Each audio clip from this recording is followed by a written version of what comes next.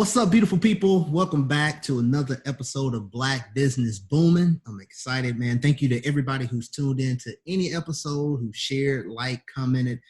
As always, I encourage you to subscribe, to share, tell somebody about it. And also, if you know of a Black business that's out there doing some good things, man, I would love to have the opportunity to interview other Black businesses. So again, I'm excited because yet again, I have another person on this one that I know, someone who I've been knowing for a long time now. So I want to give an opportunity for my guest, my brother, to introduce himself, man. Tell everybody your name and where you're from and your business. My name is Eugene Campbell Jr. I am originally from Mobile, by the way of Pritchard, Alabama. I attended University of Alabama in Birmingham, received a degree in psychology, and went on to Troy University and got my MBA. Awesome. Smart brother right there. Yeah, you like a nerd, Clay, pretty much. I mean, in my eyes. Far from it. Lord knows. Yeah, man. That's awesome. Again, another blazer, man. We go back to UAB days. So tell everybody your business, man. What's your business? What do you do? Well, I actually sell men's underwear and t-shirts. I've been in business since 2009. We're going on 11 years now. Yeah, 11 years we've been in business. Wow. So we've been at it. We've been at it for a minute. Yeah. I mean, like yesterday, right? Man, listen. It's been a process, man. It's been a process, man. Selling draws. That's like something, uncomfortable to speak with when you're talking to men about, hey, you want to try my products out? And they're like, what you say, draws? Like, come on now, dude. It's a unique situation, but at the same time, it's been a great experience because throughout this whole process, man, when I first started everything, and I guess I probably need to share how this all came about and how Eugene's came about and that so forth. We started Eugene's in 2009 on the premise of creating a confidence brand. You know this, Mike, but your viewers don't. Everyone knows I have a prosthetic leg. That's just what it is, right? That's just who I am. And a lot of people, once they get to know me, forget about it. Forget that I even have the thing, because it's just what it is. Just, I've had it for so long. And I wanted to put that type of confidence on a product that all men were not comfortable speaking. Like, we don't talk about underwear. This is not nothing abnormal, but it's not something that we just gradually talk about how your drawers fit. That's just not what we do. So I wanted to put my confidence on a product that all men were not comfortable with discussing. That's just cut and dry. And so while I was in grad school, I had to write a last exit paper, so to speak. And I was just fascinated about apparel and finance and marketing. And at that time, if I recall correctly, it wasn't any Black-owned male underwear brands. Now that's a different story. But at that time, it was. It really wasn't no one really diving into that. And so, man, next thing I know, going to school, working in corporate America, and here I am, selling draws. State to state. Right. Gotcha. Yeah, so with that, man, even, that inspiration to do something like that and turning, I guess what was that switch, man, of, from you having a prosthetic leg to wanting to have some of the confidence? What was that switch that made you think, okay, yeah, underwear, that's it? Well, first of all, I think I can't attach confidence to something that is seen, if that makes sense. More so like T-shirts, that's not a confidence thing. That it may have a slogan on it, but to feel truly comfortable in your underwear and be able to walk up the street, that's confidence. Yeah. Can you imagine? Yeah, it's a certain amount of confidence that comes with being comfortable in your own skin. And I think I've had a prosthetic leg, man, since I was in the second grade. I'm 38 years old now, man, and that's over 90% of my damn life, essentially, that I've had this damn leg. So, usually it's a lot to cope with having something like this, man. It's a life changer, Right. When you wake up in the morning, you just hop out your bed, go brush your teeth and use the restroom. Not with me. I have to go through a process of getting up, putting on a leg, and doing all this. And so, in all, I think the most important thing about it was that I embraced it.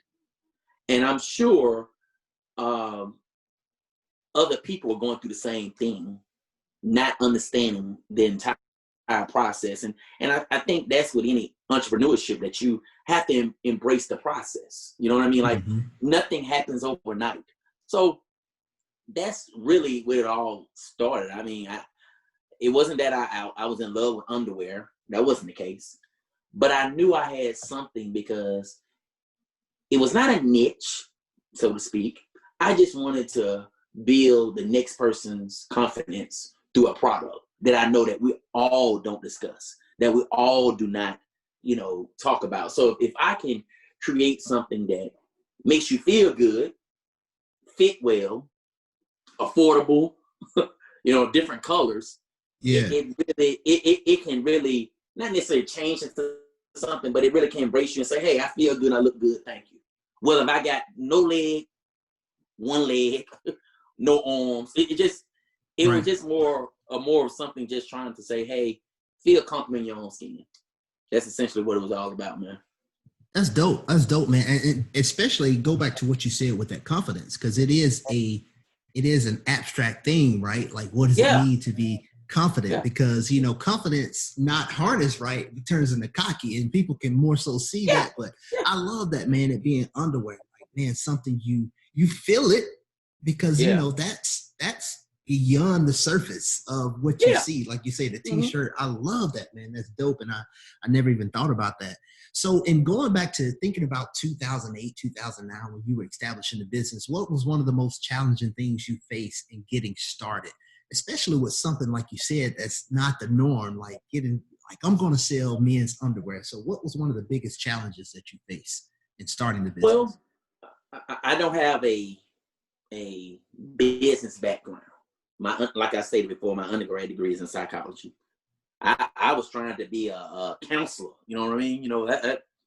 So I needed to go somewhere and learn about business. I mean, so I went to school, got an MBA, worked in corporate America. I had to understand the structure of how to operate a business and what to do, how to do those things. And I know this may sound crazy, but I learned on someone else's dime.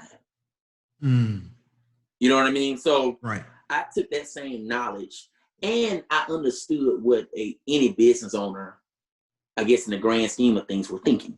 And I think sometimes, when you're an entrepreneur and you don't have that background of business, or don't even have a mentor that can break things down to you, it's kind of hard to understand truly what is entrepreneurship, And I think while going to school, working on this, and working in corporate, it gave me a better understanding of business. And I think probably the most important thing, man, in this whole entire process, I think people don't really take advantage of, is patience. Yeah. I mean, you have to think about it like this, man. LeBron did not become LeBron overnight.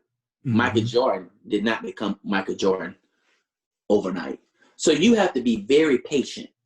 And, with the world of social media, everything is instant. Yeah. It's no one, and I'm not trying to be broad about it. I'm not going to say no one. You can look at somebody's Instagram page and say, man, they living a life. But in all reality, they're going through hell and back. So I think to just sum that up in so many words, I think people need to understand that patience is the key to any entrepreneur. Yeah. If you can be patient, educate yourself, understand the process, and then embrace that, that's a win-win. You can't lose. You can't lose. You can't lose. Yeah, I love that. So, and I mean, that is so key what you said too, is you pretty much became a student, right, of business. Yeah. And that's, you went and got your MBA. So the hardest part of the establishing was learning what you're going to do, because as you said, you didn't know about business, right? I ain't know nothing about it. You're going into psychology. So I think that's a big thing for people when in prep. And, I get that question often too. And I just tell people, I think that's one of the biggest things. What do you do? Now, what do you know about what you want to do? Exactly. Let me tell you something, man. I have a ton of mentors that don't even know they're my mentors. Yeah. And let me explain that. Everybody knows Damian John is, FUBU. That's the man, right? He's on Shark Tank. He has all those things. I read a couple of his books, and I'm going to take this from him, and I want to throw this to your viewers because I think it's truly important, because if you understand these 5 things as an entrepreneur, you get it. Like the very first thing is that, like I stated before, is preparation. You need to prepare. That's business plan. That's education. Whatever that is, you need to prepare and really understand what you're getting yourself into. The second thing is, man, a lot of people don't take for granted. It's not letting no stop you, because you're gonna get no every single day. But see, if you're prepared, when you do get that yes, you don't have to worry about no issues. So if you take that in consideration, the third thing is just being patient. Of course, that's a part of the process. The fourth thing, man, and this hit home with me so hard because it's that gut feeling. When you know that you're doing something right, when you have repeat customers, when you have someone that's willing to come back and purchase your service, your product, whatever the case may be, that means you own to something. You may have to tweak it, but you on the path of doing something right. So you got, preparing yourself, not letting no stop you, right? Being patient, all right? Getting that gut feeling. And if you take those 4 things and combine them into one single, probably the last, like, icing on the cake is faith. You do those things, man, the ball will bounce your way. That's just the truth of the matter. So I think people need to, when you get in this world of being an entrepreneur, you need to understand there's sacrifices in this. Some days, you're going to have some issues. Some days it's going to be good. But, embracing that, man, is probably the best thing, because at the end of the day, if you just stay on course with it, essentially, those issues are going to turn into opportunities. Yeah. And let me explain to you when I say it turns to opportunities. Just give you a short little story about what happened to me and what's going on right now with me. I'm probably jumping the gun here, but I think what I'm going to say really it's all going to tie in for what I'm trying to achieve. Right now, we all know with the pandemic that's going on right now, and so many things that's coming on, a lot of people are going out of business, all these things is just really hurting the entrepreneur, right? And currently, when I was getting my products made, they was getting made from overseas, right? They getting made overseas. And that was a challenge because I lost so much money because I couldn't get the products over here. They were 40% more than they were yesterday. It was just so many things that were happening. Because of me going through that and all those issues of me losing money, I decided to open up a factory. So you have to understand, if I would have never had those issues, I would have never thought to say, hey, the hell with it. I'll make my own damn self. I'm not going to depend on anybody else. So it's like, as you go through the process of being an entrepreneur, you learn those things and saying, okay, I need to figure out this. I need to fix this part of the business. I need to find out why this keep messing me up. What I need to do. And so those pieces that you come across, those headaches, those failures, I promise you will truly come into opportunities. They'll turn your business a 360 because now you know what you need to do to grow, to improve. Yeah. It's almost like what they taught us in grad school. You do a SWOT analysis on yourself. And a SWOT analysis is your strength, your weakness, your opportunities, and your threats. Right. And once you figure that out, man, and you live by it and die by it, I think any and everybody can achieve any goal that they have in place that they're trying to do. That's dope. Yeah. And I mean, and everything you said, man, that's huge because that's taken the life and the journey of entrepreneurship. Like you've taken full control of it because that goes from now playing checkers to chess, man, to say, correct. Look, I'm going to, correct. It's fixing ever, like you say, issues and obstacles turning into opportunities. So now it's like, okay, now I'm going to make my own factory. That's huge, man. And I think that's awesome for, like you say, to put that story out there for people to hear. Because it's one of those things where it's so many people see a business, right? Or they see an entrepreneur, like you say, it's almost like social media, right? You pull up your phone and you look at somebody, people always popping on social media. But they're not seeing that journey. They're not seeing what it takes, when you show sometimes the behind the scenes on your social media, people don't see like your setup just to do something, so that's huge. So in doing that, and especially you being a student of business and getting everything running and now established, if you look at all the way back from 2009 to today, like what are some of the day-to-day challenges that you face in running your business and as an entrepreneur? And you spoke to some of them, with just, especially with 2020, but like, what are some of the day-to-day challenges that you face running the business? Well, when I say day-to-day, maybe something simple as, hey, the order didn't go out like I wanted to, the customer didn't get the product on time, excuse me, those things come, but at the end of the day, man, I still go back to my 5 key things. Patience. That's the challenge. You cannot rush the process. And I think more so you just have to be grounded in knowing that whatever step that you take going forward, this is going straight towards the overall goal. But I will tell you what has helped me with that is that every day that I wake up, man, I make sure I scratch something off the list. Whether it's small, big, and I guess to probably answer your question, I guess the challenge is making sure I scratch something off the list. Yeah. Towards the goal. Nice. But that still goes back, you have to be patient about it. Sometimes you may not be able to scratch that off. Right. Maybe tomorrow you scratched off 2 instead of 1.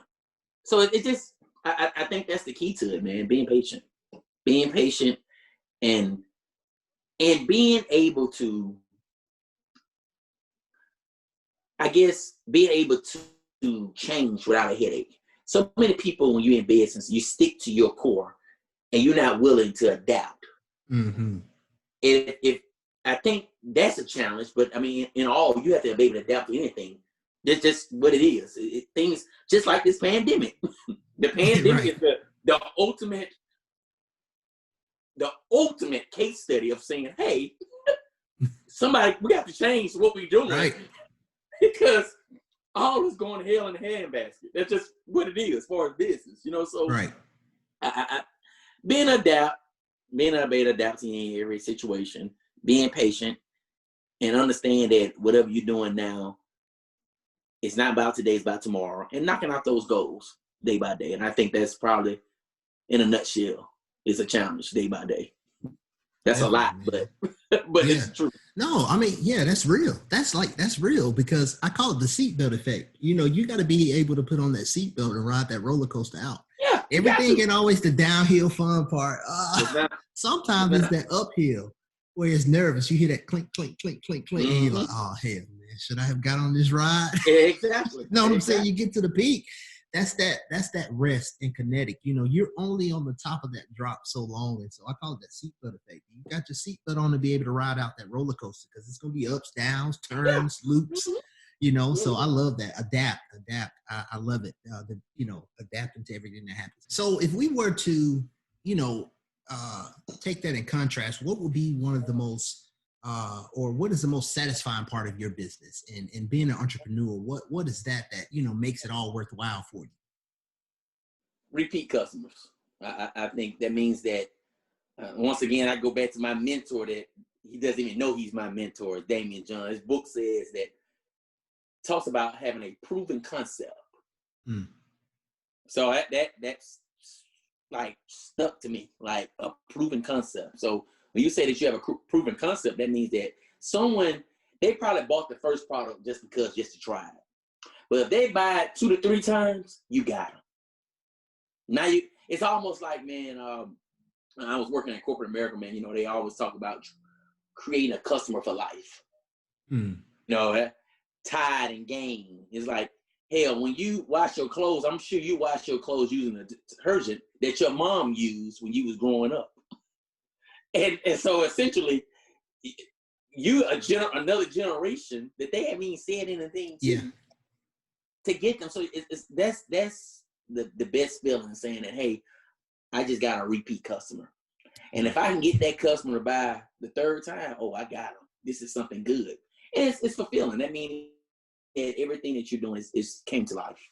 It's now, you know, every entrepreneur always say that, you know, this is my baby. But now I'm walking. If you got a second customer, when they come back again, they driving. Mm-hmm. So that's what comes out of it, though.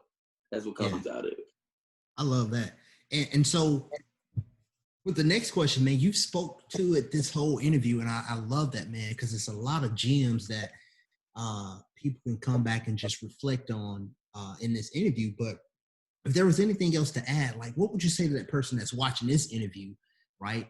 Because, you know, that young Black man in high school or college that has an idea, they want to go into business, that young Black woman, anyone who they want to go into business, but it's like maybe that encouragement is not there. What would be some advice that you would give to that person starting out or leaping into entrepreneurship? Well, you know, I think the key to that, like I said, I'm big on education. I mean, I'm not the brightest dude by no means, but I think the education can open up doors that maybe you didn't quite understand, and you see why other businesses do this. I think having a mentor, possibly working in that field, getting an internship, it's almost like you have to be you just gotta dive in to something that's associated with, so you can understand all from that person, learn from them, learn what they do wrong, what they do right. And because it's all about tweaking. That's I mean, if you look at every businessman and you look at one that started 10 years ago compared to one that started 50 years ago, all they have done is tweaked it. And they keep tweaking and tweaking and tweaking. And now they own something. You know, the biggest thing, though, I think people probably underestimate is when you're in the fire. It's easy to say, I'm gonna get start a business, write a plan, and first thing you do is go to a bank and try to get some money. That's easy. But what is not easy is taking every single dime that you have and putting it in the business and say, here I am. Yeah. Figure it out. You know? Yeah, exactly. That's the thing, though. So, you know, if you ain't gonna be, as the saying, 10 toes down, don't get in it. Don't get in it if you're not gonna go all the way through. And I don't know, your viewers may be young. I'm not trying to cuss or fuss at them, but don't half-ass it. If you're gonna do it the right way. Because when you do things the right way, it's some benefits from that. You know, issues may come that you've already resolved. You know, don't try to beat the system. Just do it the right way. Right. You know, at the end of the day, just do it the right way. Yeah, definitely. And it's definitely a different thing when you put, and I think any entrepreneur can maybe say this to a certain extent, but in terms of financially too, when you put your blood, sweat, and tears into something, okay. And you would be doing a disservice to yourself to not go full into it, you know. It's not fair to you. No, because you imagine someone that you knew had a business and they say, well, Mike, I want you to invest, and it's great. You know it's great. And the first thing you ask them and say, well, how much have you put into it? well, I ain't putting nothing in it. Why the hell you think I'm going to give my money Right. and you ain't put a damn thing in it? Man, Exactly. hell no.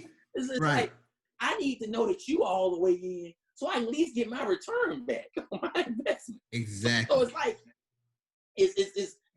that's, I mean, that, you know, some people don't feel that way, of course, you know, that's fine. That's them. That's understandable. But even when you're getting ready to start a business, you have to put those seeds out there, man. You know, one of the things that I did, man, when I first started my business, that I made sure I cleared my debt. So I saved up enough money for a whole year.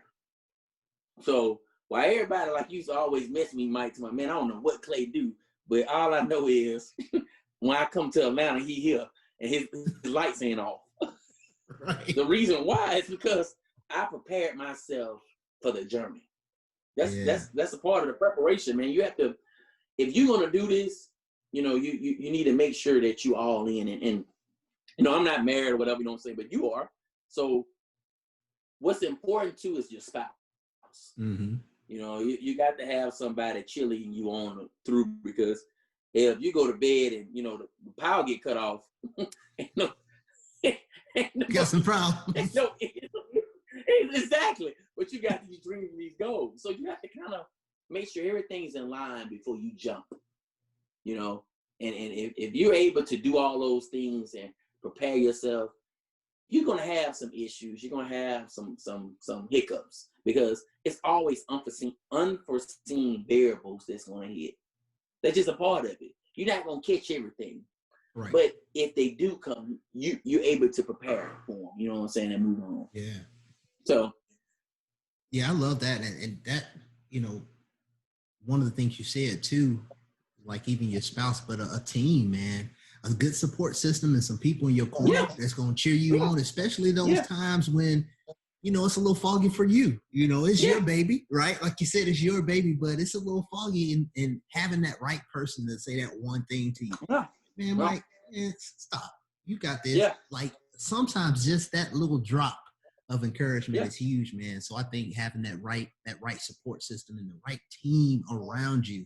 And people think a team sometimes is okay, it's all the people on my payroll and all this stuff, but your team can be the right friends that support you, that are on your level and higher and stuff, that's going to pull you. You know, like you said, one thing you told me, it stuck with me. That was probably a year ago when you told me that, about that, having that mentor that doesn't even know you exist or doesn't even know you are a mentee. So that's huge, man. I think that's part of it too, of building that team, man.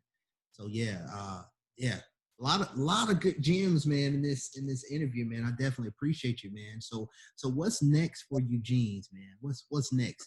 And you kind of spoke to it, but what's on the I forecast? spoke to it. I think I spoke too soon. I thought about it. Damn, I think I shouldn't have said that so soon. But currently we are in the process of building a factory in Mobile. We've been working on it for about a year, trying to get some things squared away, but had some hiccups. But you know, I'm not a big religion guy by no means. If the good Lord came down and talked to me right now, ain't no telling where I may end up. But the reason why I say that is because, man, you know, the pandemic, in my opinion, if you were able to survive this and you're still walking and you're still, the pandemic enables you to give you a reset button. So if anything that you want to do in life, if you ain't trying to figure it out and get everything lined up, this been the waste of 6 months for you, essentially. And that's just my opinion. Now, this is the best time and to have that reset. And the reason why I say what I'm saying now is because I'm so thankful that I did open it up, because we were getting ready to start construction on it January 1st. Oh wow! Things didn't go as planned, and I'm blessed. You know, it's something that I always say, that I'm thankful. I'm thankful for all the bad things, because without the bad things, you can't appreciate the good things that come. So I am truly blessed that, you know, that didn't happen, because that factory would have just been closed down the next following day. So I must say, man, and probably give or take, we this our plans, and as you already know, things change. Probably fourth quarter of next year, we should be up and running. Awesome. So that's the next move. Yeah, that's huge, man. And like I said, like we said earlier, man, that's just I don't think people realize maybe, and there are some that will see this and they get it, yeah. But for the most part, I don't think people realize how huge that is to that's almost now taking, you think of like the music industry now. It's like now I'm the distributor. So I am the man, the middleman, the man. So I love that, man. That's so awesome, man. I think that's huge. So definitely well wishes with everything with that, because like you say, things come up. But again, those 5 things, like you talked about, going back to that, it's no reason why, again, you're 11 years in. And so that's huge. So let the people know, man, how can they find out more about Eugene's, man, or see what all you have going on? Well, I'm on Facebook, of course. They can take a like on my page. It's Eugene's LLC. Instagram, Twitter, Eugene's Products. So gladly, if you could follow me. And I appreciate you, Mike, for giving me an opportunity to tell you about my business and so forth, man. I'm sure you know a lot of these things already, but thank you for giving me an opportunity to let your viewers know about what I'm trying to achieve and what I'm doing. And I look forward to all your success, because I'm sure you're doing wonderful things, brother. And I know you got a lot of stuff up your sleeve as well. Yeah, definitely, man. I appreciate it, man. Yeah, that's the thing.